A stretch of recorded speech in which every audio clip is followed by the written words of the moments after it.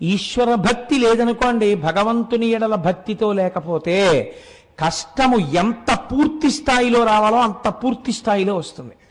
ఈశ్వర భక్తితో ఉన్నాడు, ఆ రోజున కళ్ళ మీద దెబ్బ తగలాలి, కళ్ళ జోడు విరిగిపోతుంది. శ్రీమాత్రే నమః. ఝాన్సీ ట్రెండింగ్ షార్ట్స్ ఛానల్కు స్వాగతం. మీరు కనుక మన ఛానల్ని మొదటిసారి చూస్తున్నట్లయితే ప్లీజ్ సబ్స్క్రైబ్ చేసుకోండి. మరిన్ని డివోషనల్ స్టోరీస్ కోసం మన ఛానల్ని అందరికీ షేర్ చేయడం మర్చిపోవద్దు. ఈ వీడియో కనుక మీకు నచ్చినట్లయితే ప్లీజ్ ఒక లైక్ అయితే ఇవ్వండి. కాసేపు ఏమైంది, ఒక గంట 2 గంటలో కళ్ళజోడు లేదు, కళ్ళజోడు విరిగిపోయింది. కాబట్టి ఇప్పుడు ఆయన కళ్ళు దేనికి చదువుకోవడానికి పనికిరావు, ఆయన చదవలేడేమీ. సాయంకాలం ఉపన్యాసం ఎలా చెప్పగలను? ఇవాళ కళ్ళజోడు విరిగిపోయింది, ఇంత తొందరగా ఈ కళ్ళజోడు మళ్ళీ రిపేర్ అవుతుందా అని బెంగెట్టుకున్నాడు. ఏమీ చదవడం కుదరట్లేదు, కళ్ళజోడు లేదు. గభాల ముత్యాల సత్యనారాయణ వచ్చి కళ్ళజోడు బాగు చేయించి పట్టుకొచ్చి ఇదిగోనండి బాగు చేయించానని ఇచ్చాడు. ఇది ఇవాళ యథార్థంగా జరిగిన సంఘటన. ఇప్పుడు మీరు కళ్ళజోడు పెట్టుకున్నారు, ఏమైంది? మీకు మళ్ళీ కళ్ళు వచ్చాయి. అంటే ఇవాళ మీ కంటి మీద ఏదో దెబ్బ తగలాలి, మీకు చూడ్డంలో ఇబ్బంది రావాలి కొంతసేపు. ఈశ్వరుడు ఏం చేస్తాడంటే, ఆయన అనుగ్రహం ఉంటే వీడు నన్ను నమ్ముకుని శివమహాపురాణం చెప్పుకుంటున్నాడు. వీడి కళ్ళకి దెబ్బ తగిలితే ఉపన్యాసము చెప్పగలడా చూసి. కాబట్టి ఏం చేస్తాడు, కంటి వెంట నీరు కారుతూ చూడలేక చెప్పలేని స్థితి నుంచి గట్టెక్కించి ఒక 2 గంటల సేపు కళ్ళజోడు లేకుండా చేస్తాడు. ఇప్పుడు ఏమవుతుంది? ఓ 2 గంటలు మీకు పుస్తకం ఉండదు, కళ్ళజోడు లేదు ఎలా, కళ్ళజోడు లేదు ఎలా, కళ్ళజోడు లేదు ఎలా అని కళ్ళకే దెబ్బ తగిలితే ఎంత బాధపడాలో కళ్ళకి ఉపకరణమైన కళ్ళజోడు లేక అంత బాధపడతారు. తగ్గిపోయిందా లేదా దాని ప్రమాదం? తగ్గిపోతుంది. ఈశ్వరానుగ్రహం మిమ్మల్ని రక్షించేస్తుంది. ఇప్పుడు చెప్పండి, ఈ 3 కారణముల కొరకు మీరు పూజ చేయవలెనా, చేయనవసరము లేదా? చేసి తీరాలి. మీకు ఏం తెలుసు, మీకు ఎట్నుంచి వస్తుందో దుఃఖం మీకు తెలియక్కర్లేదు, దుఃఖం మీకే రావక్కర్లేదు. మిమ్మల్ని బాగా ఆశ్రయించిన వారికి వచ్చిందనుకోండి, ఒక భార్యకో బిడ్డకో పశువుకో వచ్చినా తన మనసు ఖేదపడుతూనే ఉంటుంది కదా. కాబట్టి తానే కాదు తన వారందరూ కూడా రక్షింపబడాలి. నేను తరచు చెప్తుంటాను, అందుకే మనకి అష్టోత్తరంతో పూజ అంటారు. 108 నామాలు పెట్టడానికి కారణం ఏమిటో తెలుసా అండి? ఇదే కారణం. 12 రాశులు అని ఉంటాయి మనకి.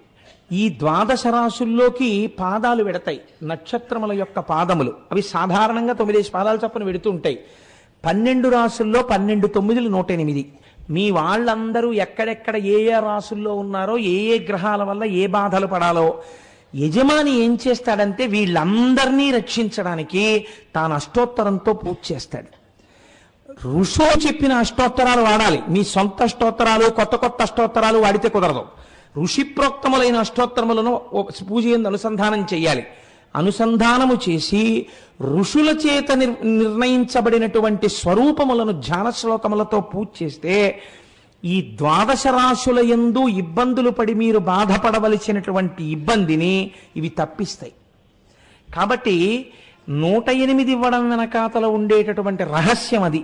మీ మనసు ఇంకా రమించింది అనుకోండి, సహస్రం చెప్తారు, అనంతము, ఇంకా నా మనసు రమించిపోతోంది, ఇంక ఇంతకన్నా చెప్పలేనని 1000 నామాలు చెప్తారు. కాబట్టి ఇప్పుడు ఏమైంది, దీని కొరకు పూజ చేయవలెను. శివమహాపురాణం కదండి మనం చెప్పుకుంటున్నాం. అప్పుడు శివుడును సాకారముగా చెయ్యాలా, లింగరూపిగా చెయ్యాలా? మనం అందాక అనుకుందాం లింగరూపముగా చేస్తున్నారని అనుకుందాం. ఎందుకంటే శివుడికి సాకారమైన దేవాలయములు చాలా తక్కువగా ఉంటాయి, శివలింగములుగానే ఉంటాయి. అప్పుడు కామ్యము కొరకు ఒక పూజ చేస్తే లేదా అర్చన చేస్తే కలియుగమునందు ఎటువంటి శివలింగమును ఆరాధన చేయవలే. ప్రత్యేకమైన దీక్షలున్న వాళ్ళని శివ విషయంలో నేను చెప్పట్లేదు శంకరం గారు, నేను సామాన్యమైన విషయంలో చెప్తున్నాను. కృతే రత్నమయం లింగం, కృతయుగంలో అయితే రత్నము చేత తయారు చేయబడినటువంటి లింగమును ఆరాధన చేసేవారు. త్రేతాయాం హేమ సంభవం, త్రేతాయుగంలో అయితే బంగారముతో చేయబడినటువంటి శివలింగాన్ని ఆరాధన చేశారు. ద్వాపరే పారదం శ్రేష్టం, ద్వాపర యుగంలో పాదరిసంతో చేయబడినటువంటి లింగాన్ని చేసేవారు. ఇప్పుడుకి మీరు త్రివేణి సంగమం దగ్గరికి వెడితే అలహాబాద్ బ్రహ్మాండమైన పాదరసలింగం దేవాలయం ఉంటుంది, చూసి తీరాలి నిజంగా, ఇంకెంత వెళ్ళిపోతాంగా. పార్థివంతు కలౌయుగే, కలియుగంలో అయితే పార్థివలింగాన్ని ఆరాధన చెయ్యాలి. అంటే మట్టితో చేయబడినటువంటి శివలింగాన్ని ఆరాధన చెయ్యవలే. ఈ ఆరాధన చేసేటప్పుడు శాస్త్రం అంది, మీకు ఇందాక చెప్పానే ఆఫీస్కి వెళ్ళేవాడు ఎలా పెడతాడో అలా మీకు ఇక్కడ శౌచముతో పూజామందిర ప్రవేశము జరిగి మీ మనస్సు బాగా నిలబడుట కొరకు వినా భస్మ త్రిపుండ్రేణ, వినా రుద్రాక్షమాలయ, వినా బిల్వపత్రం వినానైవ పూజయేచ్ఛం కరంబుధ. ఈ మూడు లేకుండా పూజ జరగకుండా సాధ్యమైనంత మటుకు చూసుకో. ఏవి? వినా భస్మ త్రిపుండ్రేణ, భస్మను అనగా తేలికగా చెప్పాలంటే బూడిద, దాన్ని త్రిపుండ్రములుగా 3 గీతలుగా లలాటమునందు పెట్టుకోకుండా పూజ చేయవద్దు. బొటనవేలితో ఇలా పెట్టే అధికారం ఒక్క గురువుది మాత్రమే. ఒక్క గురువుకొక్కడికే అధికారం. శివలింగం మించి విభూతి ఉండ మీద వేలు పెట్టి ఇలా రాసి బొటనవేలుతో ఆ బొటనవేల్ని తీసి, లేదా పరమేశ్వర స్వరూపంగా ఏదైనా ఆరాధన జరిగితే తన బొటనవేలి చేత లలాటమునందు ఆజ్ఞాచక్రం మీద విభూతి ఒక్క గురువు మాత్రమే అలా పెడతాడు. మీరు విభూతి పెట్టుకుంటే బొటనవేలితో విభూతి ఇలా పెట్టుకునే అధికారము మీకు లేదు. స్త్రీలైనా పురుషులైనా విభూతిని 3 గీతలుగా పెట్టుకోవలసిందే లలాటమునందు. అలా పెట్టుకోకుండా ఉండరాదు విభూతిని. కనుక ఏం పర్వాలేదు, తర్వాత మీరు తెలుసుకుంటారు. కానీ తెలియక చేసింది పెద్ద దోషం కాదండి, మీరు తెలుసుకోవడానికే కదా ఆ సభలోకి వచ్చారు. అంత వినయంతో ఏదో పొరపాటు జరుగుతుంది, మీరు దిద్దుకుంటారు రేపు, దానివల్ల ఇబ్బంది ఏం లేదు. దానికి మీరేం బెంగ పెట్టుకోకండి. దాన్ని నేను ఎవరిని చిన్నబుచ్చడానికి చెప్పట్లేదు. పిల్లలకి తెలియదు, తెలుసుకుని ఇదవుతారు. తెలుసుకోవాలన్న తాపత్రయంతో వచ్చిన వాళ్ళని చిన్నబుచ్చితే ఉపన్యాసాలు ఎందుకండి ఇంకా. కాబట్టి నేను అలా ఎవరిని చిన్నబుచ్చడానికి మాట్లాడటలేదు. వినా రుద్రాక్షమాలయ, రుద్రాక్ష వేసుకోకుండా రుద్రాక్షమాల పూజ చేయరాదు. 3 బిల్వపత్రం వినానైవ, బిల్వపత్రము లేకుండా పూజ చేయడం అంత మంచిది కాదు. బిల్వపత్రములను సేకరించు. రోజు బిల్వపత్రాలు మాకెక్కడ వస్తాయండి అని అనుకోకండి. బిల్వపత్రాన్ని కొన్ని రోజుల పాటు, నెలల పాటు నిల్వ చేసి పూజ చేయవచ్చు. కాబట్టి దానికి ఇబ్బంది లేదు. పూజయేచ్ఛం కరంబుధ, ఇలా ఈ 3టితో పూజ చేయాలని పండితులైన వారు అనగా పండాహ, జ్ఞానమున్నవారు, భక్తి కలిగిన వారు తాపత్రయపడుతూ ఉంటారు. కాబట్టి ఇవి తప్పకుండా ఉండాలి. ఎప్పుడైతే ఆచమనం చేసి పూజ చేసే అధికారము సిద్ధించినదో అప్పుడు ఆయన యొక్క మెడయందు రుద్రాక్షమాల పడాలి. పడితే ఏమవుతుంది? పూజ చేయడానికి కావలసిన అర్హత ప్రకాశిస్తుంది. ఆ నామోచ్చారణ చేయడానికి, ఆచమనం చేయడానికి అధికారము తనంత తానుగా సిద్ధిస్తుంది. కాబట్టి ఇప్పుడు చూడండి, ఇప్పుడు మీరు ఏం చేస్తారు? పూజామందిరంలో శివనామమును చెప్తారు. శాస్త్రమంది శివనామము గంగా, విభూతి యమున, రుద్రాక్ష సరస్వతి. ఇవి ఎలా నేను అనుసంధానం చేస్తాను, మీరు తొందరపడకండి. అలా మీరు అనేస్తే సరిపోయిందా అండి అని అనుకోకండి. విభూతి శివనామము గంగ, విభూతి యమున, రుద్రాక్ష సరస్వతి. కాబట్టి ఇప్పుడు ఒక ఆయన గొప్ప శివభక్తుడు ఉన్నాడు. ఆయన లలాటమునందు త్రిపుండ్రములను ధరించినటువంటి వాడై బొట్టు పెట్టుకుని మెడలో రుద్రాక్షమాలలు వేసుకుని శివపూజ పూర్తి చేసి బయటికి వచ్చాడు. ఇప్పుడు అలా బయటికి వచ్చినటువంటి వ్యక్తిని ఒక ఆయన పూజామందిరంలోంచి బయటికి రాగానే చూశాడు. ఆయన పూజ ఎంత బాగా చేశాడన్నది పక్కన పెట్టండి, కానీ శాస్త్రం అంది అలా శివపూజ చేసి బయటికి రాగానే ఆ వ్యక్తిని ఎవరైనా చూస్తే ఆయన త్రివేణీ సంగమ స్నానం చేసిన ఫలితాన్ని ఆయన ఖాతాలో వేస్తారు. అంత గొప్పవి ఈ 3 వేసుకొని ఉండడం శరీరం మీద. ఇప్పుడు మీరు ఒక్కటి ఆలోచించండి. నేను ఇవాళ భస్మ గురించి కదా మీతో ప్రధానంగా ప్రస్తావన చేస్తానని మీకు చెప్పింది. భస్మ ధారణం చేసేటప్పుడు ఎలా చేయాలి? భస్మ అనగా ఏమీ ఆ విషయాలు నేను ప్రస్తావన చేస్తాను, మీరు తొందరపడకండి. భస్మ ఎలా పడితే అలా పెట్టుకోవచ్చా అంటే శాస్త్రం అంది, మీరు నిద్ర లేవగానే యథార్థమునకు స్నానమయ్యేంత వరకు మీరు ఏ పదార్థమును పచ్చి గంగ కూడా త్రాగరాదు. అయితే ఇప్పుడు అవైదికమైపోయి రకరకాలు వచ్చాయనుకోండి, అసలు అలా ముట్టుకోకూడదు, తాగకూడదు. ఒకవేళ తాగితే ఆ ఫలితం ఎలా, ఆ పాపం ఎలా పోతుంది? ఎందుకు తాగితే అని ఇస్తారో తెలుసా అండి? కొన్ని కారణముల చేత శరీరము ఆ నీటిని తీసుకోవలసి వస్తుంది కొంతమంది. అలా తీసుకుంటే ఆ పాపం ఎలా పోతుంది అని అడిగారు. గాయత్రి చేత సాధ్యమైనంత తొందరగా అన్నారు. అంటే ఏదో ఒకటి స్నానం చేయకుండా తాగినవాడు వెంటనే స్నానం చేసేసి పూజామందిరంలోకి వెళ్ళి సంధ్యావందనం చేసి గాయత్రి చేసుకోవాలి. గాయత్రికి అధికారం లేకపోతే మీ ఇష్టదేవతానామని చెప్పాలి, పూజ చేసుకోవాలి. కాబట్టి ఇప్పుడు విభూతి ధారణ చేసేటటువంటి వారు స్నానం చెయ్యకుండా ఎక్కడికో వెళ్ళవలసి వచ్చింది, చాలా తొందరగా వెళ్ళవలసి వచ్చింది. ఇప్పుడు విభూతి ధారణ స్నానం చెయ్యకుండా చెయ్యవచ్చా చెయ్యకూడదా అంటే శాస్త్రం అంది చేయవచ్చు. ఎలా చేయవచ్చు అంటే పొడి విభూతిని తీసుకుని లలాటమునందు ధరించవచ్చు. ఈ పొడి విభూతిని పెట్టుకుని వెళ్ళడం వెనకాతల రహస్యం ఏమిటో తెలుసా అండి? స్నానం చెయ్యలేదు శరీరం, కాబట్టి దీని అశౌచంతో ఉంటుంది. స్నానము చెయ్యనంతసేపు శరీరానికి అశౌచం ఉంటుంది. అశౌచంతో ఉన్నటువంటి శరీరం తొందరగా వ్యగ్రత కలిగినటువంటి ప్రాణుల చేత ఆవహింపబడుతుంది. అలా కాకుండా ఉండాలంటే రక్షణ హేతు ఉండాలి. అందుకని విభూతి పెట్టుకోవాలి. మీరు ఒకటి బాగా జ్ఞాపకం పెట్టుకోండి, చాలామందికి ఒక దురభిప్రాయం ఉంటుంది, విభూతి పెట్టుకున్న వాళ్ళందరూ శైవులు అని. కాదు, విభూతి పెట్టుకున్న వాళ్ళందరూ శైవులు కారు. విభూతి వేదప్రోక్తముగా చెప్పబడినటువంటి విషయము. కాబట్టి శంకర భగవత్పాదులు శైవుల? శంకర భగవత్పాదులు షణ్మత స్థాపనాచార్యులు. ఆయన కన్నా విష్ణుభక్తుడు ఎవరూ ఉండడు. అంతటి విష్ణుభక్తులు శంకరాచార్యులు వారు. సరస్వతీదేవి అడిగింది, నువ్వు రాయవరయ్యా విష్ణు సహస్రానికి భాష్యం అని. ఆయన భాష్యకర్త. ఆయన జీవిత ప్రారంభమే లక్ష్మీదేవి మీద కనకధారా స్తోత్రంతో ప్రారంభం. లక్ష్మీదేవి ప్రత్యక్షమై మాట్లాడింది ఆయనతో. అటువంటి శంకరాచార్యులు వారు విభూతి పెట్టుకుంటే మీరు ఆయన వైష్ణవుడు అండి, ఆయన కేవల శైవుడండి అని మీరంటే మీరు పొరపాటు చేసినట్టు. విభూతి ధారణము కేవలము శైవులు చేయునది కాదు, విభూతి ధారణము వైదికము. బ్రహ్మమును తెలుసుకోవాలన్నవాడు, కొన్ని ఫలితాలు పొందాలనుకున్నవాడు, ఈశ్వరాభిముఖుడు కావాలనుకున్నవాడు ఎవరైనా భస్మధారణ చేయవచ్చు. స్త్రీలు, పురుషులు, పిల్లలు ఎవరైనా సరే అందరికీ భస్మధారణ చేసే అధికారం ఉన్నది. అందరూ భస్మధారణ చేస్తారు. స్నానం చేయకుండా వెడుతున్నా పొడి విభూతి పెట్టుకుని వెళ్ళవచ్చు. సజల విభూతి పెట్టుకోకూడదు, అంటే తడి విభూతి పెట్టుకోకూడదు. స్నానం చేస్తే పూజ చేసుకునే ముందు విభూతిని గుండ చేసి పొడి చేసి ఎడమ చేతిలో వేసుకుని ఆ పొడి విభూతిని పెట్టుకొనరాదు. దాంట్లో కొద్దిగా 2-3 నీటి చుక్కలు వేసుకోవాలి. నీటి చుక్కలు వేసి ఇప్పుడు ఈ ఎడమ చేతిలో వేసినటువంటి విభూతి మీద కుడి చేతిని మూత పెట్టాలి. మూత పెట్టి ఆ విభూతి చేత మీకు కలిగేటటువంటి గొప్ప మాహాత్మ్యమును గురించి శబ్దశక్తి చేత మీరు దాన్ని అనుసంధానం చెయ్యాలి. ఎలా అనుసంధానం చెయ్యాలి అంటే భూతిం భూతకరీ పవిత్రజననీ పాపౌఘ విధ్వంసని సర్వోపద్రవనాశని శుభకరీ సర్వార్థ సంపత్కరీ భూత ప్రేత పిశాచ రాక్షస గణారిష్టాది సంహారిణి తేజోరాజ్య విశేషమోక్షణకరి విభూతి సదాధార్యతాం అని చెప్పాలి. ఇది సమస్త పాపములను పోగొడుతోంది.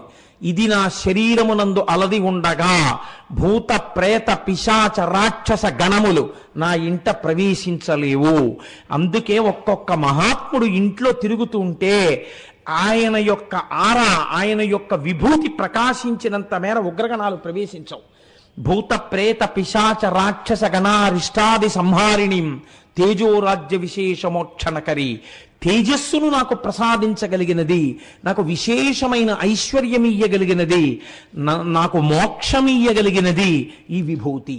కనుక నేను ఈ విభూతిని ధరించుచున్నాను అని చెప్పి తీసుకోవాలి. ఒకటి. లేదు 2, వేరొక రకమైనటువంటి ప్రయత్నము చేత మీరు విభూతి నిర్ధారణ చేయవలసి ఉంటుంది అని శాస్త్రం అంది. అది అగ్నిరితి భస్మా, వాయురితి భస్మా, జలమితి భస్మా, స్థలమితి భస్మా, వ్యోమితి భస్మా, సర్వగుంభమాయదుగుం భస్మా, మనోవాంగ్మన ఇత్యేగాని చక్షుగంసి కరణాని భస్మాని అన్న మంత్రం చెప్పి అప్పుడు ఆ విభూతిని తీసుకుని మీరు లలాటమునందు ధరించవచ్చు.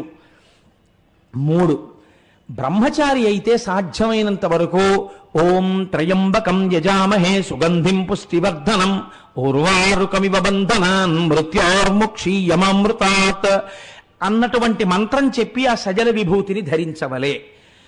కాదు, ఇవేమీ చేత కాకపోతే చాలా తేలికైనటువంటి మార్గం, కుడి చేతిని ఎడం చెయ్యి మీద వేసి శ్రీకరంచ పవిత్రంచ రోగదోష నివారకం లోకవశ్యకరం పుణ్యం భస్మం త్రైలోక్య పావనం అని చెప్పాలి. చెబితే శ్రీకరంచ, దీని ధారణ చేత నాకు ఐశ్వర్యము కలుగుతోంది. పవిత్రంచ, ఇది నన్ను పవిత్రుణ్ణి చేస్తోంది. రోగదోష నివారకం, ఇది నాకు రోగములు రాకుండా దోషములు పట్టకుండా నివారణ చేస్తోంది. లోకవశ్యకరం పుణ్యం, లోకము వశమయ్యేటట్టుగా చేస్తోంది. ఇది నాకు పుణ్యమునిస్తోంది. లోకాన్ని అంటే అదేదో మీరు వశీకరణ విద్య లాంటిదని మీరు అనుకోకండి. లోకము యొక్క యథార్థ స్థితి మీకు భాషించుట. లోకవశ్యకరం పుణ్యం భస్మ త్రైలోక్య పావనం, పరమపావనమైనటువంటి ఈ భస్మను నేను ధరించుచున్నాను. ఒకవేళ ఈ మంత్రం కూడా రాకపోతే, ఈ శ్లోకం చెప్పడం కూడా రాకపోతే ఏం చెయ్యాలి అంటే, కనీసంలో కనీసం శివ శివ శివ అని 3 మాటలు అనాలి. 3 మాటలు శివ శివ శివ అంటే మంగళము, శోభనము, భద్రము, క్షేమము, కళ్యాణము అన్నిటినీ మీరు అడిగినట్టు. ఇప్పుడు ఈ మాటలు చెప్పి ఈ విభూతిని తీసి ఈ 3 వేళ్లతో విభూతి పెట్టుకుంటుంటారు సాధారణంగా. అలా విభూతి ధారణ చేయరాదు. శాస్త్రమునందది దోషభూయిష్టము, అలా పెట్టకూడదు. ఎందుచేత మీరు చూడండి, మీరు మిమ్మల్ని ఎప్పుడూ కూడా 2 లోకంలో వేరు చేసి చూపిస్తుంటాయి. మొట్టమొదటిది కన్ను, దాని అమరికే అంత. అది ఏం చేస్తుంది, ఇలా చూడగానే ఆయన దొరగారు, నేను కోటేశ్వరరావు అంటే వేరు చేస్తుంది. కంటికి ఉండే లక్షణం 2గా చెప్తుంది ఎప్పుడు. ఆ 2 ఒకటే నీ ఈ నేత్రం చెప్పదు అంటే దాని తప్పు కాదు, అది దాని లక్షణం. అది మాంసనేత్రం. మాంసనేత్రమైన కారణం చేత చూడబడుతున్న వస్తువు వేరు, చూస్తున్న వస్తువు వేరు అంటుంది తప్ప నేను ఆయన ఒకటే అని ఈ కన్ను చెప్పదు. బాగా జ్ఞాపకం పెట్టుకోండి. ఈ కన్ను ఎన్నడో మీకు చెప్పదో. ఈ కన్ను చూపించినటువంటి వస్తువు వేరు వేరు వేరు వేరని చెప్తుంది. ఇది రేడియో, నే కాదు. ఇది టీవీ, నే కాదు. ఇది ఎవరో ఆవిడ, నేను కాదు. ఇది ఆయన, నేను కాదు. ఇది నా పక్కన ఉన్నటువంటి ఇంకో ఉద్యోగస్తుడు, నేను కాదు. ఈ స్టేజ్, నేను కాదు. ఈ కన్ను చూసిందల్లా ఇది నేను కాదంటుంది. ఈ నేను కాదనుకునేటటువంటి కన్ను చేత చూడబడిన మనోభావన ఈ వేలు చెప్తుంది వేరు చేసి.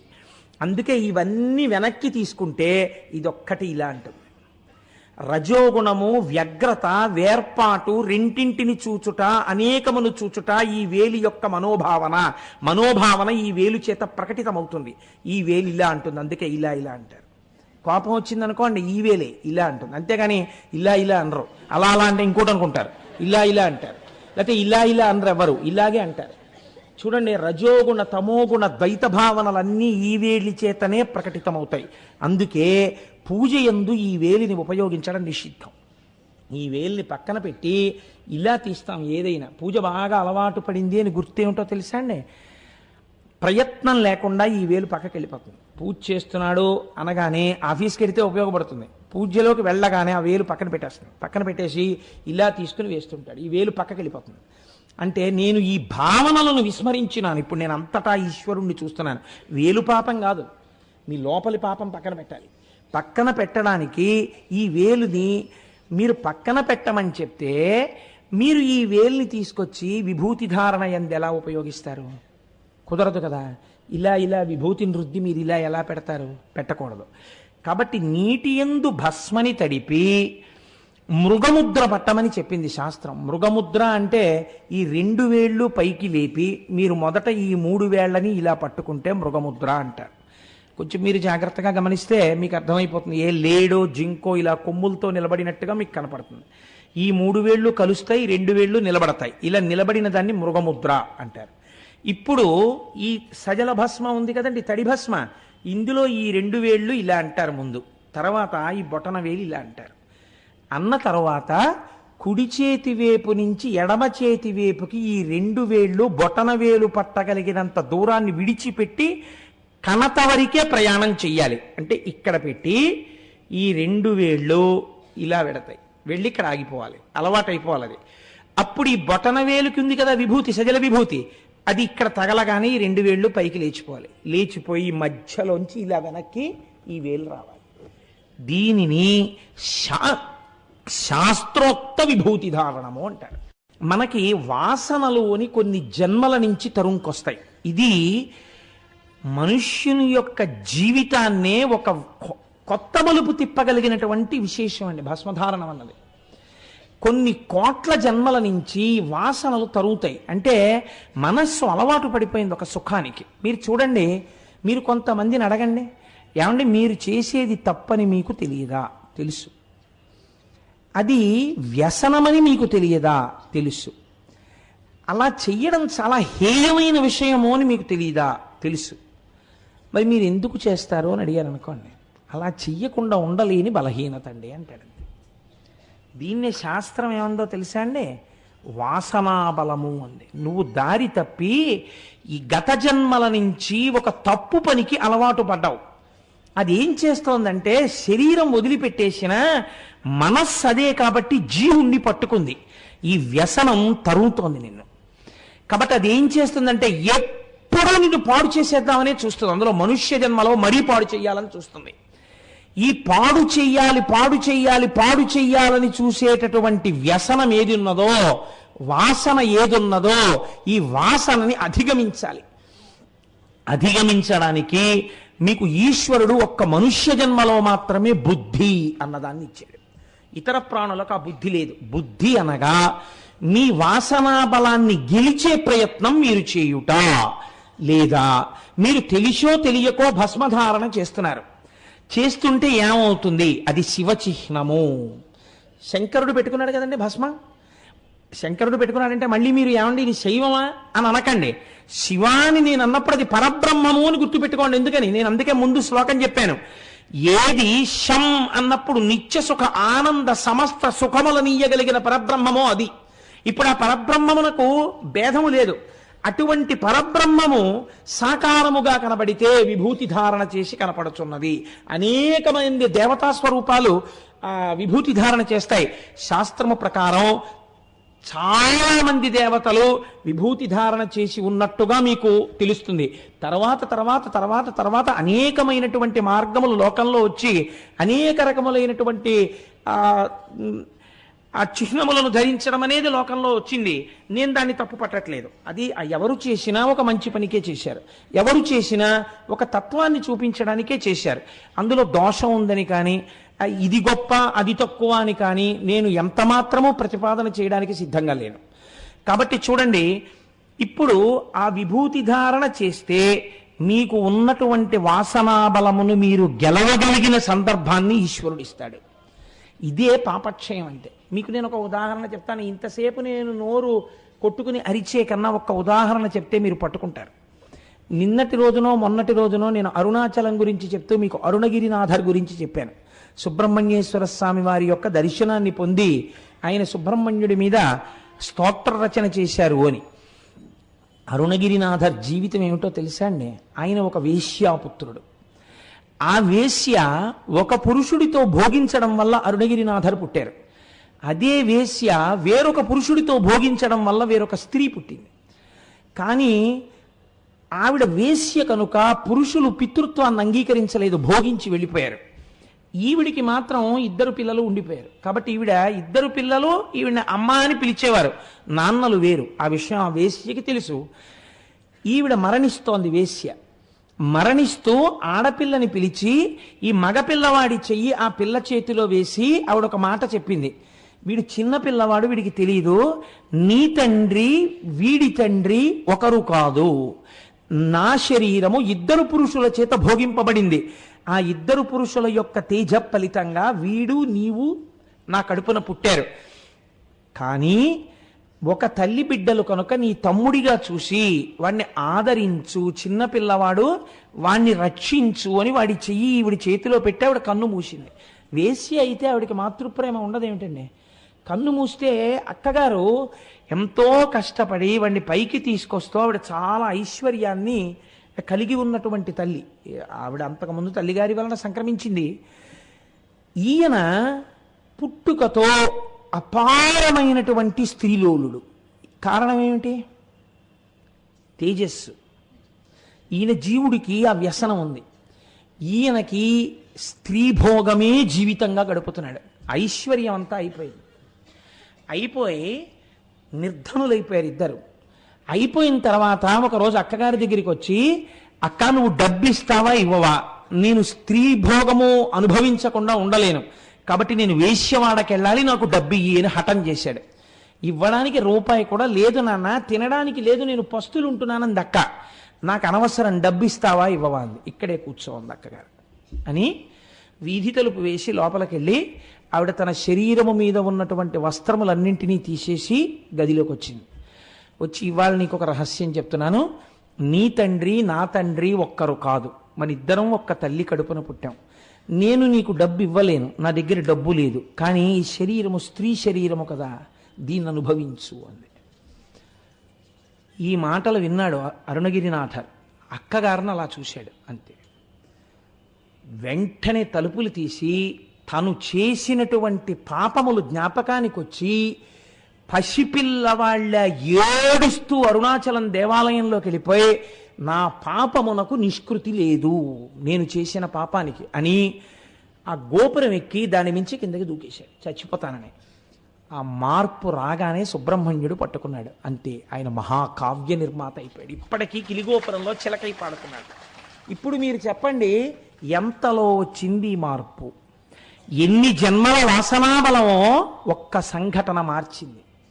అందరి జీవితాల్లో అందరిలో వచ్చే మార్పులకి సంఘటనలు మీకు తెలియనవసరము లేదు. కానీ శాస్త్రం అంది భస్మ, అది నీ పాపములను తీయగలదు. నీ పాపములే ప్రతిబంధకములుగా వచ్చి ఈశ్వరుణ్ణి చేరకుండా భోగాల వైపుకి తిప్పేస్తున్నాయి. అధర్మబద్ధమైన భోగాల కోసం వెంపర్లాడుతున్నావు. అలా వెంపర్లాడకుండా చేయగలిగినది స్మ, భగవంతుణ్ణి నీ స్మరణలోకి తేగలిగినది. కాబట్టి దాని పేరు భస్మ. వేరొక మాట మాట్లాడలేదు. మీరు చూడండి, భస్మ ఎలా తయారవుతుంది? 2 రకములుగా తయారవుతుంది ఏంది శాస్త్రం. ఒకటి మహాప్రళయమునందు ఏర్పడేటటువంటి భస్మ. అప్పుడు ఆ భస్మ ధరించడానికి మీరు నేను ఉండం, ఎందుకంటే లోకాలన్నీ ప్రళయంలో మునిగిపోతాయి. రెండవది లౌకికమైనటువంటి భస్మ. ఈ లౌకికమైన భస్మ తయారు చేసేటప్పుడు ఇప్పుడంటే శుద్ధ ముక్క యొక్క గుండని ఇచ్చేస్తున్నారు. ఆ భావనతో అలంకారం చేసుకున్నా ఈశ్వరుడు కృప చేస్తాడేమో. కానీ యథార్థమునకు ఆవుల పేడ పట్టి జాగ్రత్తగా కాల్చి దాన్ని విభూతిగా తయారు చేస్తే అది ఎంత గట్టిగా ఎంత తేలిగ్గా ఉంటుందో తెలుసా అండి? మీరు చేత్తో పట్టుకుంటే ఒక పక్షి ఈక కన్నా తేలిగ్గా ఉంటుంది. ఇంత విభూతి ఉండ ఎక్కడ దొరుకుతుందో తెలుసా అండి? శ్రీశైలంలో అమ్ముతుంటారు. ఇప్పటికీ శ్రీశైల దేవస్థానం వాళ్ళు పలకల పలకల ఉండల కింద పోసి అమ్ముతారు. తేలిగ్గా ఉంటాయి. కానీ అవి మీరు బద్దలు కొడదామంటే మన బజార్లో దొరికే రూపాయన్నర బుచ్చుకుని ఇస్తూ ఉంటారు విభూతి ఉండలని. వాటిని ఇలా అంటే పగిలిపోతాయి, అలా పగలవు. ఆ విభూతి గమ్మత్తుగా ఉంటుంది. అంత తెల్లగా ఉండదు, కొద్దిగా తెలుపు నలుపులతో ఉంటుంది. అదిగో మా దొరగారు పెట్టుకున్న విభూతి పుండ్రాల్లా ఉంటుంది. అది ఈ విభూతి ఆవు పేడని కాల్చగా వచ్చిన విభూతి. ఏ ఆవు పేడనే ఎందుకు కాల్చాలి? మీరొక్క విషయం గమనించండి. ప్రపంచమునందు మనుష్యుడు చాలా ఉత్తమమైన ప్రాణి. కానీ మనుష్యుడు విసర్జించినటువంటి మలం ప్రయత్నపూర్వకముగా దేనికి వాడబడదు. ఏవో కొన్ని జంతువులు తింటే తినవచ్చుగాక. అలాగే ఏ సృష్టిలో ఏ ప్రాణి యొక్క మలము కూడా సువాసనతో ఉండి ఉపయోగించడానికి అవకాశము కుదరదు. ఒక్క ఆవు పేడ మాత్రం సుగంధభూయిష్టమై సూక్ష్మక్రిములనన్నింటినీ సంహరించి మంగళప్రదముగా నేలను మార్చి భూతప్రేత పిశాచాదుల వంటివి అక్కడికొచ్చి కూర్చోలేని స్థితిని కల్పించి అక్కడ పూజ చేసుకోవడానికి యోగ్యతని సిద్ధింపచేయగలదు. ఒక్క ఆవు పేడకే శక్తి ఉంది. అందుకే పూర్వం పూజ చెయ్యాలి అంటే ఆవు పేడ అలికేవారు. అందుకే నేను అనుకుంటున్నాను, ఇందులో కొంతమంది సువాసినుల్ని ఎంచుకుని రేపు సుబ్రహ్మణ్యేశ్వర స్వామి వారి యొక్క ఆరాధన చేసేటప్పుడు ఆవు పేడ తెప్పించి ఆ వేదిక కట్టే ప్రాంగణం అంతా వాళ్లతో అలికిస్తాం. ఎంచేతనంటే వాళ్ళు ఆ భాగ్యానికి నోచుకోవాలి కదా. ఆ పుణ్యం ఉత్తినే పోతుందా? కోట్ల జన్మలు కాపాడేస్తుంది. కాబట్టి ఆవు పేడతో పూర్వం అలకడానికి కారణం అదే. అటువంటి ఆవు పేడని కాల్చినప్పుడు వచ్చినటువంటి భస్మ ఏది ఉన్నదో ఆ భస్మ చాలా గొప్ప భస్మ. ఆ భస్మని మనం పెట్టుకుంటాం. అలాగే యజ్ఞగుండంలో యజ్ఞం పూర్ణాహుతి అయిపోయిన తర్వాత దర్భని కాల్చి తీస్తారు, దాన్ని కూడా ధరిస్తారు. కనుక చూడండి, ఇప్పుడు ఈ భస్మ పాపములను తీయగలదు. పాపములను తీయడం అంటే ఇదిగో వస్తున్నటువంటి వాసనా బలం చేత చేస్తున్న పాపాల్ని, ఆ వాసనా బలాన్ని పోగొడుతుంది. దాన్ని ధరిస్తే అది ఏ రకంగా మిమ్మల్ని రక్షిస్తుంది మీకు తెలియదు. ఎందుకు లలాటమునందు ధరిస్తారు మీరు? మొట్టమొదట సరే 32 స్థానముల యందు ధరించమని చెప్పింది శాస్త్రం. లలాటమునందు తప్పకుండా పెట్టుకుంటారు. లలాటమునందు ఎందుకు పెట్టుకోవాలి? నాభి మీద పెట్టుకుని వదలకూడదా? తొడల మీద పెట్టుకుని వదిలిపెట్టకూడదా? కాదు. లలాటమునందు ఎందుకు పెడతారంటే, మనం ఒక మాట చెప్తాం, హరిణాపి హరేణాపి బ్రహ్మణాపి సురైరపి లలాట లిఖితారేఖా పరిమాస్త్రం న శక్యతే. బ్రహ్మగారు నుదుటి మీద వ్రాసినటువంటి వ్రాత పోదు అని. కానీ పోగొట్టగలిగిన శక్తి దేనికిందో తెలుసా అండి? భస్మకు ఉన్నది. ఆ భస్మని ఇలా పెట్టుకుంటే త్రిపుండ్రములు అంటారు 3 గీతల్ని. ఈ పుండ్రం అన్న మాట ఎక్కడి నుంచి వచ్చింది అంటే, మనకి పూర్వకాలంలో అసలు ఈ మాట దక్షిణ భారతదేశంలో లేదు. పరమాచార్య స్వామి ఒకసారి చెప్పారు, భజన సంప్రదాయము, భగవంతుని యొక్క నామము అందరూ కలిసి గట్టిగా చెప్పడం అన్నది ఎక్కడో తెలుసా అండి? మహారాష్ట్రలో ఉన్నటువంటి పండరీపురంలో ఉంది. వాళ్ళు పుండరీకం అని పిలుస్తారు. భక్తులందరూ కలిసి ఒకే మాట అరిచారనుకోండి, నమ పార్వతీపతయే హర హర మహాదేవ శంభో శంకర అన్నారనుకోండి, అప్పుడు దాన్ని పుండరీకం అంటారు. అందరూ కలిసి ఒక నామం అరిచారు. అలాగే గోవింద గోవింద అన్నారనుకోండి, అదొక పుండరీకం. అలాగే ఏదో హరే రామి హరే రామి రామి రామి హరే హరే అన్నారనుకోండి, అదొక పుండరీకం. ఇప్పుడు ఈ పుండరీకం అంటే ఏమిటంటే అందరూ కలిసి చెప్పుట. అందరూ కలిసి చెప్తే అందరి ఆర్తికి ఈశ్వరుడు తొందరగా పలుకుతాడు. ఇలా ఎవరు భగవంతుణ్ణి లోపల ధరించినా, మీరు వైష్ణవుల్ని చూడండి, నామం అని పెట్టుకుంటారు వాళ్ళు. అది ఊర్ధ్వపుండ్రం అంటే ఇలా పైకి పెట్టుకుంటారు. దాన్ని నామం అనడానికి ప్రధాన కారణం ఏమిటి? వాళ్ళు పెట్టుకున్న మామూలుగా ఇలా పెట్టేసుకోరు, భగవంతుని యొక్క నామములను చెప్తూ పెట్టుకుంటారు. పెట్టుకోవడం చేత అది భగవంతుని యొక్క నామముల చేత పవిత్రమై మంచి భావనలు కలగాలన్న సద్బుద్ధితో వాళ్ళు పెట్టుకుంటారు. అది ఊర్ధ్వపుండ్రం. ఇది అడ్డంగా పెట్టుకున్నటువంటి విభూతి పుండ్రం. ఆ పుండరీకం పుండరీకం పుండరీకం కాలక్రమంలో ఏమైపోయిందంటే, దక్షిణ భారతదేశానికి వచ్చేటప్పటికీ పుండ్రం అయి కూర్చుని విభూతి పుండ్రం. ఇప్పుడు 3 రేఖలుగా పెట్టుకున్న దాన్ని విభూతి పుండ్రము అని పిలుస్తారు. అయితే మీరు చూడండి, ఈ విభూతికి ఒక మారు పేరు ఉన్నది. ఏమిటా పేరు? విశేషేణ భవతీతి విభూతి. మీకు విశేషముగా ఇయ్యగలిగినది. అలా ఇయ్యబడేదాన్ని మహదైశ్వర్యం అని పిలిచిన శాస్త్రం. విభూతికి మహదైశ్వర్యం, చాలా గొప్ప ఐశ్వర్యం అని పేరు. ఎందుకని అటువంటి పేరు వచ్చింది అంటే, ఈ సృష్టి అంతా ఇలా నామరూపాలుగా ఉంది. ఇప్పుడు ఈ కనపడుతున్నటువంటి ఇదేదో కడ్డీ పచ్చగా ఉన్నది, ఈ బట్ట తెల్లగా ఉన్నది, తివాచి ఎర్రగా ఉన్నది, నా పంచ తెలుపు ఎరుపులతో ఉన్నది. మీరు గమనించండి, 3 ఉంటాయి: నామము, రూపము, రంగు. 3 ఉన్నాయి కదండి ప్రతిదానికి. మీరు ఒక పేరు పెట్టి పిలిస్తే దానికి ఒక రూపం ఉంటుంది. చీమ అన్నాను అనుకోండి, పులి గుర్తురాదు కదా. అబ్బో చీమ వస్తుందంటే లేచి పారిపోరు కదా. చీమ అంటే ఇంత చిన్నది వస్తూ ఉంటుంది, గుర్తుపడతారు. చీమ నేను పేరు చెప్పగానే, నామం చెప్పగానే రూపం గుర్తొస్తుంది.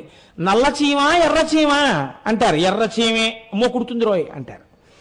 కాబట్టి ఇప్పుడు ప్రతి పదార్థమునందు నామ, రూప, రంగు 3 ఉన్నాయి. ప్రధానంగా ఈ కంటిని ఆకర్షించేవి. మీరు మనస్సుతో పిలవగానే మీరు చూడండి, ఈ 3 ఎందులో పడినా పోయే అవకాశం ఉందా? నీటిలో పడిపోయింది ఒకటి, పాసిపోవచ్చు, కానీ దాని అస్తిత్వము పోకపోవచ్చు.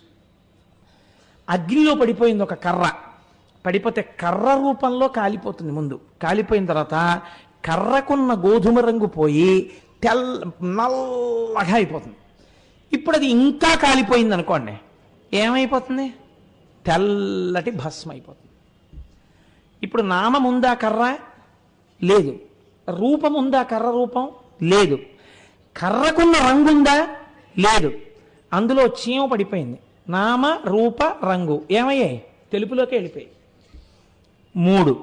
ఒక మనిషి పడిపోయాడు అగ్నిగుండంలో, ఏమైపోయాడు? అంతే, ఈ 3 పోయే, భస్మే అయిపోయింది. ఏది పడిపోతున్నా ఆఖరికి ఏమైపోతోంది? అదే అయిపోతుంది, భస్మ అయిపోతుంది. భస్మం తీసుకెళ్ళి మీరు ఇంకొక అగ్నిహోత్రంలో పారేశారు, ఏమవుతుంది? అంతే, భస్మగానే ఉంటుంది. అంటే ఏది చిట్ట చివర మిగిలిపోతున్న సత్య వస్తువో ఆ సత్యమే భస్మ. ఇప్పుడు భస్మ ధారణమును చేశాడు, సత్యము గోచరిస్తుంది. ఇది లలాటమునందు ధరించడానికి కారణం. ఏది సత్య వస్తువో సత్యం శివం సుందరం. ఆ సత్యము శివము, ఆ శివము సుందరము, అది పరమాత్మ. బుద్ధి దాని వైపుకి వెడుతుంది. ఇప్పటి వరకు లౌకికంగా ఉన్నది అటువైపుకి వెడుతుంది. వెడితే లోపల దాన్ని పట్టుకోవడానికి ఉపాసన ప్రారంభమవుతుంది. కాబట్టి ఇప్పుడు దేని కొరకు అంటే ఇది భస్మ అగ్ని చేత తప్తమైనది. మీరు రెండో విషయాన్ని ఆలోచించండి. శ్రీకరంచ పవిత్రంచ అంటున్నారు మీరు. పవిత్రం ఎలా అయినది అంటే సమస్త దోషములు పోతే కదండి పవిత్రం అంటాం. ఏదైనా దోషం ఉందనుకోండి, ఆ దోషం పోతే పవిత్రం అంటాం. నాకేదో కడుపులో బావులేదు, శుద్ధమైన నీళ్లు తాగాలి అనుకున్నాను. ఏ నీళ్లు తాగుతాను? నీళ్లు బాగా కాచి చల్లార్చుకుని తాగుతాను. నీటిని కాచేయగానే శుద్ధమైపోయాయి అంతే. అగ్ని సంపర్కం తగిలితే అది శుద్ధమైపోయింది. బంగారమును తీసుకెళ్లి అగ్నిలో వేశారు, శుద్ధమైపోయింది. మీకు ఏదైనా వస్తువు అగ్నికి తగిలింది అనుకోండి, శుద్ధమైపోతుంది. ఒక గడుసరికి ఒక మాట రాశాడు, అసలు లంకాదహనం హనుమెందుకు చేశారో తెలుసా మీకు అన్నాడు ఆయన. ఆయన ఆరాధ్య దైవమైన రామచంద్రమూర్తి వస్తున్నారు కనుక ఇంతమంది పాపులు తిరిగిన లంక ఆయన కాలు పెట్టడానికి యోగ్యంగా ముందు అగ్నితో ఒకసారి తప్తం చేసి శుద్ధి చేశాడు ఆయన అన్నారు.